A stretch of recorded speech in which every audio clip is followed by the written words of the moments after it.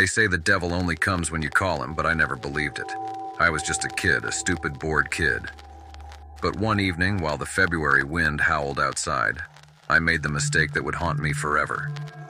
The Ouija board had been my Aunt Harriet's. She was eccentric, always talking about the spirit world and thin places where the veil between life and death didn't exist. I found it in her room when she passed away. At first, I thought it was just a game, a piece of harmless fun to distract from the monotony of small-town life. The house was quiet that night. My mom hummed in the kitchen, and my dad was in the den, the scratchy sound of his radio barely audible through the walls.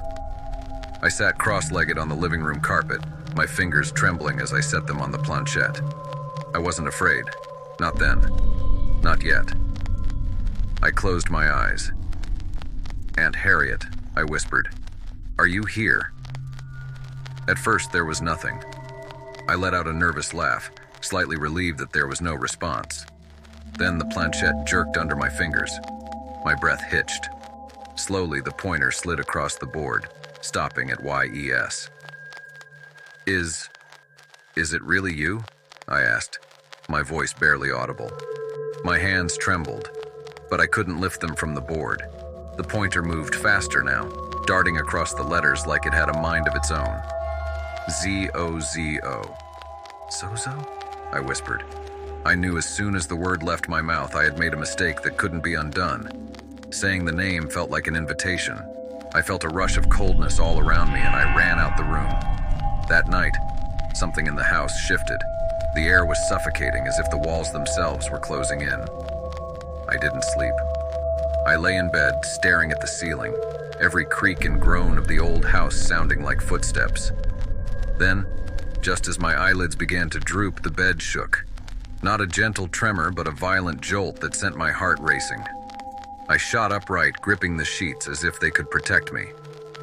"Mom? Dad?" I called, my voice small and frightened. No answer. A soft scratching sound filled the room, faint at first, but growing louder. I turned toward the wall and saw them. Deep, jagged marks etching themselves into the plaster. 3 parallel lines, as if made by claws. My parents blamed the cat, but I'd seen that poor thing cowering in the corner, hissing at something invisible. The nights that followed were worse. The sound started in the attic, a rhythmic pounding, steady and deliberate, as if something was trying to dig its way out. My dad went up there once, armed with a flashlight and a baseball bat. He came back pale, shaking his head. "Nothing up there," he muttered, but he wouldn't look me in the eye. And then, one night, the pounding stopped and I was finally able to drift off to sleep. I couldn't have been asleep more than 5 minutes when I woke up suddenly, pinned to my bed. The weight on my chest was unbearable, like a boulder crushing the air from my lungs. I tried to scream, but no sound came out. My eyes darted around the room, and that's when I saw it. A figure stood at the foot of my bed, cloaked in shadows. It didn't have a face, just a void where a face should be. A swirling darkness that seemed to pull the light out of the room.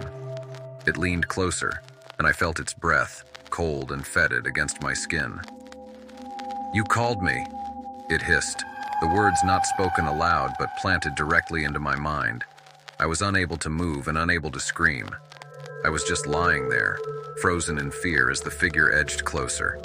That's when my parents finally saw it for themselves. They couldn't deny it any longer. My mom burst into my room and there I was, floating. That's what they told me later anyway. My body was suspended inches above the bed, my back arched unnaturally. I had no memory of it. But the look on their faces told me everything I needed to know. They called the priest that same day. Father Hughes arrived that evening. A tall, gaunt man with eyes that seemed to see right through you. He didn't waste time with pleasantries. Instead, he walked through the house, sprinkling holy water and muttering prayers in Latin. When he reached my room, he stopped abruptly. The air grew colder and his breath fogged as he exhaled. "It's strong," he said, his voice steady but grim. "Very strong." The exorcism began that night. They tied me to the bed, not to hurt me, but for their own protection. Father Hughes stood at the foot of the bed, clutching a crucifix and his prayer book. My parents hovered in the doorway, their faces lined with fear. At first, nothing happened. The priest recited his prayers, his voice firm and commanding. But then I felt it. Something was happening. The thing inside me was waking up, pushing against my skin like it wanted to tear its way out. I screamed, an inhuman sound that didn't feel like it came from my own throat. My body convulsed, fighting against the restraints. I thrashed around so violently with a strength that wasn't my own. I ripped right out of the restraints. My spine arched, lifting me off the bed, and my head twisted at an angle that shouldn't have been possible. I felt my limbs move, but I wasn't the one moving them. I crawled up the wall, my body contorting like a spider, and hung there upside down, staring at my parents. "Robbie, stop!" my mother screamed, but her voice was distant, as if coming from another world. Father Hughes stepped forward, his crucifix held high. "In the name of Jesus Christ, I command you to leave this child." The room erupted into chaos. Furniture shook, windows shattered, and a deep demonic laugh filled the air. A sound so unnatural it made my skin crawl. The battle lasted hours, maybe longer. By the end of it, the room was destroyed. Walls scorched, furniture splintered, and the air thick with the smell of sulfur.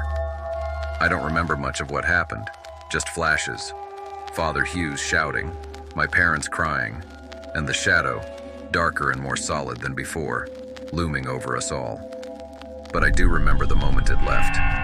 One final blood-curdling scream tore my vocal cords, and then I collapsed, limp and exhausted.